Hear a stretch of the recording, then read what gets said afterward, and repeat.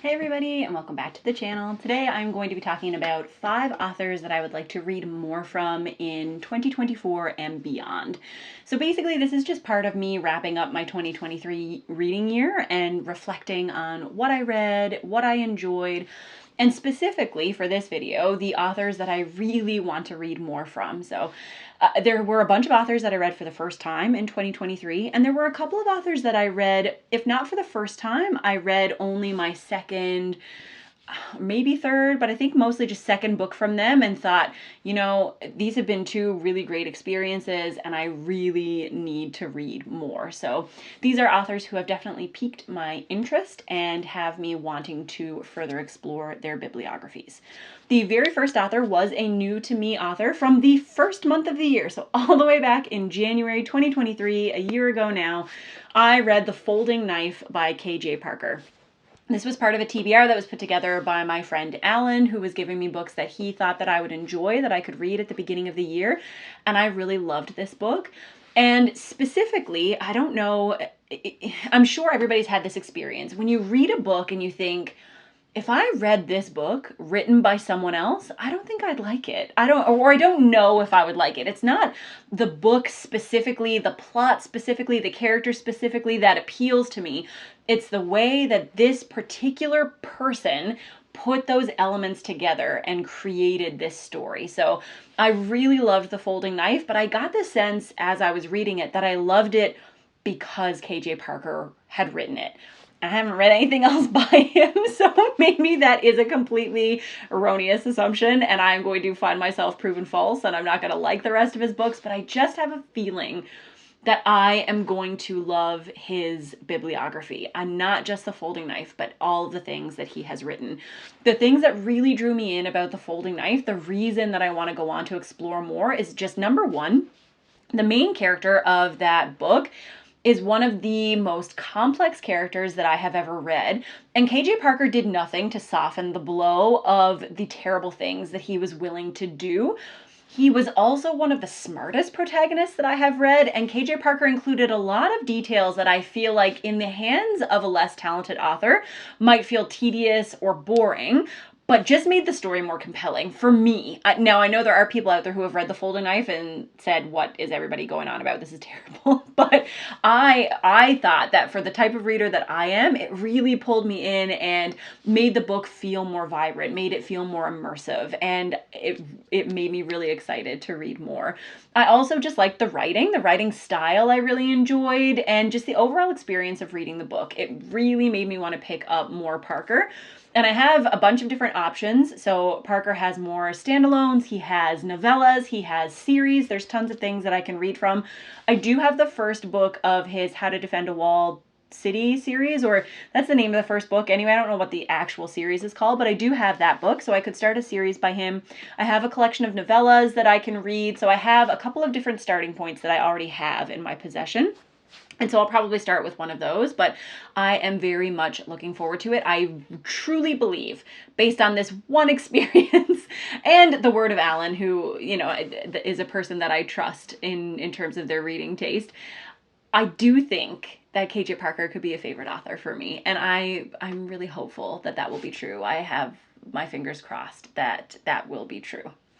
Number 2 is Guy Gavriel Kay. So this is someone I did not read for the first time in 2023, but I read for the second time in 2023. So in 2023, I read the book Under Heaven, which is part of a duology, and I've actually started the second book, but didn't manage to finish it in 2023.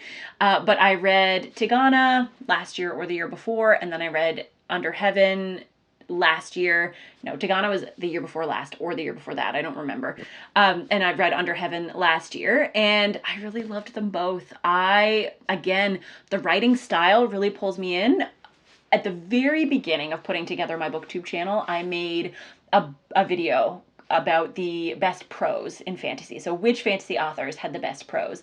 And so many of the comments were like, where's Guy Gavriel Kay? And my answer was, I haven't read anything, so I can't put him on the list. But now that I have read books by him, I don't think I got enough comments. Like, I don't think that I was chastised enough for leaving him off the list, because his writing is beautiful, so spectacular. I love the way that he writes. There are sentences that will just blow you away. I have been lucky enough to read both of his books with other people, and people will just send parts of the story to the group chat and say, no one else could write it like this. Like, this is an idea that has been expressed so many times. There's nothing new about what he is trying to say here, but the way that he says it is just beautiful. And so for no other reason, I think that everybody should give Guy Gavriel Kay a try, just to see or just to experience the beauty of that writing in fantasy. His books might not appeal to you. They're not going to appeal to everybody, but I do think that it's worth checking him out just to have that experience, that literary experience. I also tend to really like the way that he writes his books. They feel like a blend of historical fiction and fantasy, and I really like that. So I like both of those genres, and I like seeing them come together. The two books that I have written are set or based off very different parts of the world, very different time periods, and I feel that he is very well researched. I mean, he worked on parts of the Silmarillion, if I'm not mistaken, and so he seems like someone who'd be very research focused and would be very detail oriented to be the type of person who would be involved in that work. So it doesn't surprise me, but it's always gratifying to see that, especially if you are a Canadian author who's writing about different cultures, different places, you know, a heritage that is not your own. It's always nice to see that research has been done and that you're taking care of those stories. And I have very much felt like that when I have been reading his books thus far. So I am very much looking forward to continuing on with his bibliography. Again, I genuinely feel like Guy Gavriel Kay could become a favorite author, a fantasy author whose works I absolutely need to read. All right, we had to take a little bit of pause for running children, but we will continue on. The third author that I would like to read more from is an author named C.L. Polk. So this is an author, also a Canadian author of fantasy, whose bibliography is not super extensive. I believe they have written one fantasy series, it's a 3-book series, and then a fantasy standalone, and then a novella. So it was their novella that I read this year, and the novella is called If I Had Only Known, or, oh gosh, I don't know. It is escaping me, but it's a longer title, but it's a noir novella. It's for anybody who thought that they would like the Dresden Files and found that they did not enjoy being in the perspective of Harry Dresden, which, while I do, I enjoy Harry, I enjoy those books, but I can absolutely understand the people who do not want to spend time in Harry's head. But if that was your specific problem with the Dresden Files, then I think you would really like this novella, because it's a very similar, like, gritty urban fantasy feel, but the perspective, I think, is much more welcoming in terms of being inside their head. But I really loved it.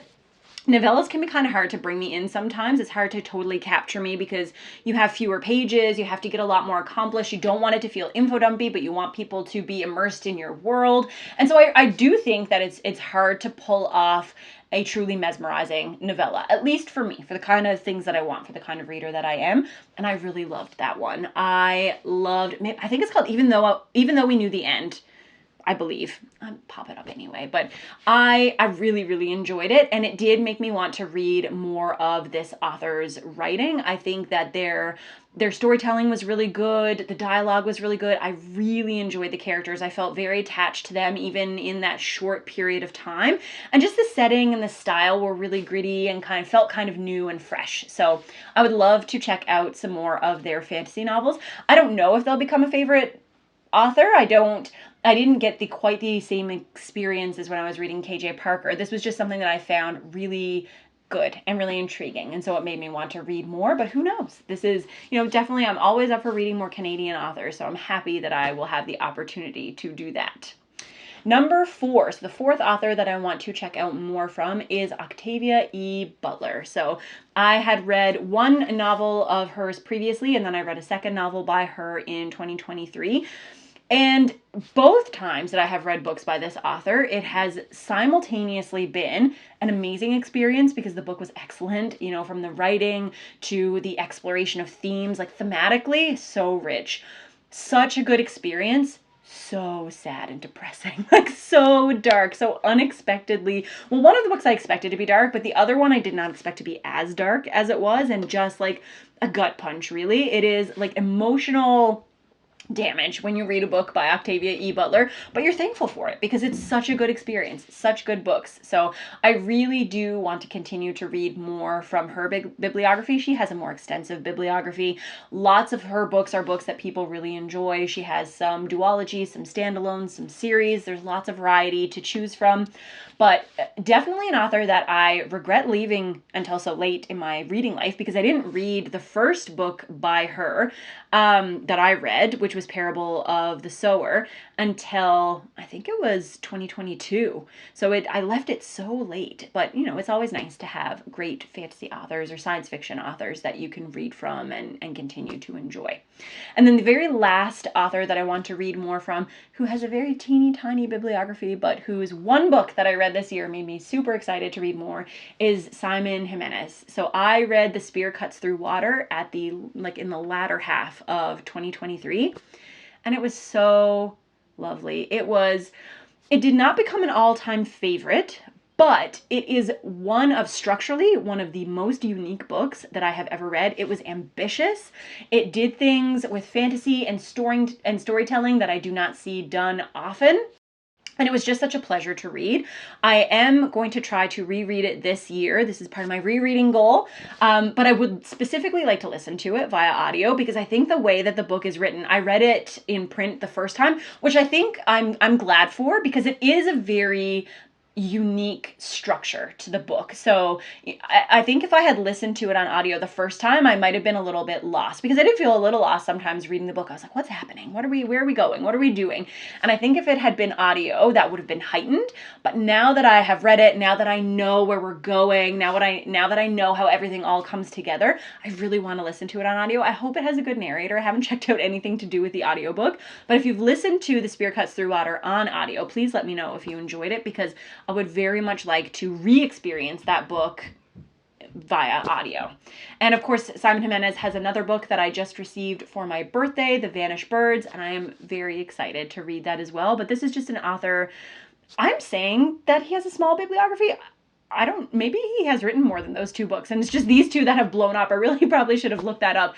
If, there are many, many books, then I apologize for, being so inaccurate with my information, but regardless, I'm excited to seek out those books. I'm excited for what is to come next. It was, like I said, a very unique reading experience that I very much appreciated, and I am looking forward to continuing along. But from my reading in 2023, those are 5 authors that I really want to pick up more of, specifically this year, but also into the future.